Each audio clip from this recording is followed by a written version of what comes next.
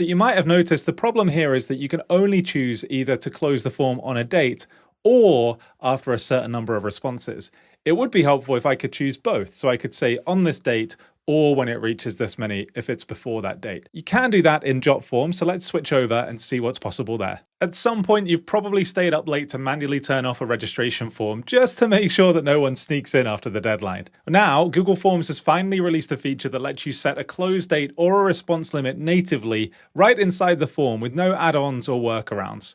So in this video, I'll walk you through exactly where to find it, how to enable it, and how to customize what people see once your form has closed. Let's dive in.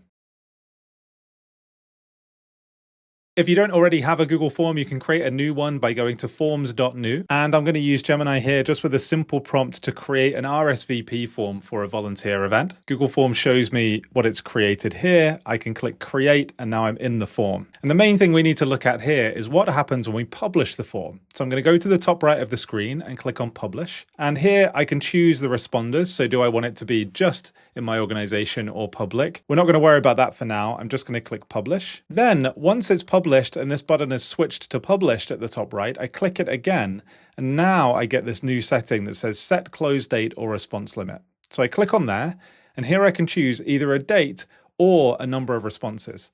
So let's say after one response, I want this form to close. And just underneath here, I can change the message that appears once people arrive at the form when it is closed. So I might say the form is no longer accepting responses. Please contact me by phone on, and then I could leave a phone number like so. Let's click save. I'm going to click to copy the responder link, click copy, and then save. Now let's have a look at what it looks like when someone completes it. So they would see the form like this. They could fill out all the questions. I'm just going to leave most of them blank right now and click submit. And as normal, this says my response has been recorded. But remember, I set the limit to only one response.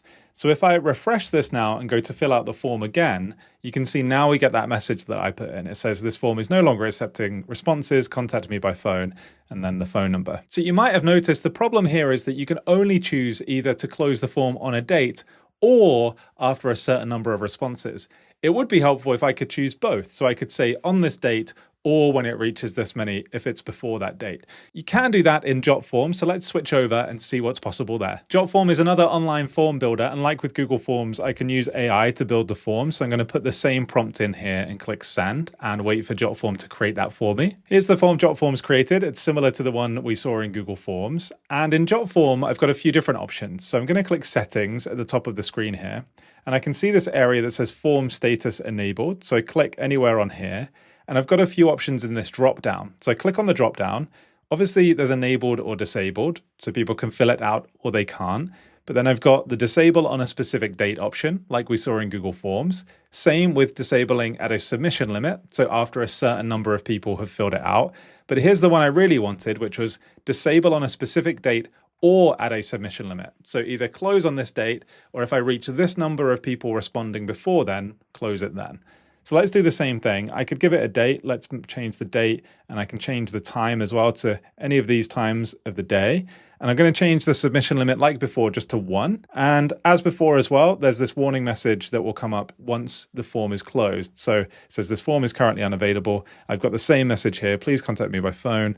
Or I might put email like this and click save. Now on Jotform, there are a couple more options as well, like making sure people can only fill out the form once. Before I show you those though, let's preview what this looks like now by clicking the toggle on the top right of the screen. And I can fill out the form just like I did before, like this. I'm going to leave most of it blank like this and hit submit since we just want to see what it looks like. So this person was the first person to fill it out. They get the thank you screen. Now, if I turn the preview off and then go and preview it again, now that we've had one response, here is what would come up on the screen for anyone trying to fill it out now. And I mentioned there's a couple more options which are a bit more advanced but are great for managing spam. So on this settings screen, I'm going to scroll down and it says show more options. So I'm going to click here and scroll down some more. And I've got these options here. One is for unique submissions where I can use cookies or the IP address to prevent multiple submissions from the same person. So it stops bots from filling out your form or someone spamming the form as well. So if I click on here, I can choose whether it's cookies or cookies and IP address. That means anyone from that same IP address won't be able to fill out the form more than once. Or I can do it based on the information that someone's put in a field. So I might say email address, for example, and that means the same email address can't fill out the form twice. It will stop them from submitting if that email address has previously responded. So whilst Google Forms is great for those simple forms where you just need either a date to close the form or a number of responses, Jotform might help in more advanced scenarios where you maybe want to set a date and a number of responses, or go a bit further by preventing the same email from submitting more than once, or checking IPs and cookies as well. I hope that was helpful. If it was, don't forget to give us a like and subscribe. If you've got any questions, you can put them in the comments or get started at the links in the description, and I'll see you in the next one.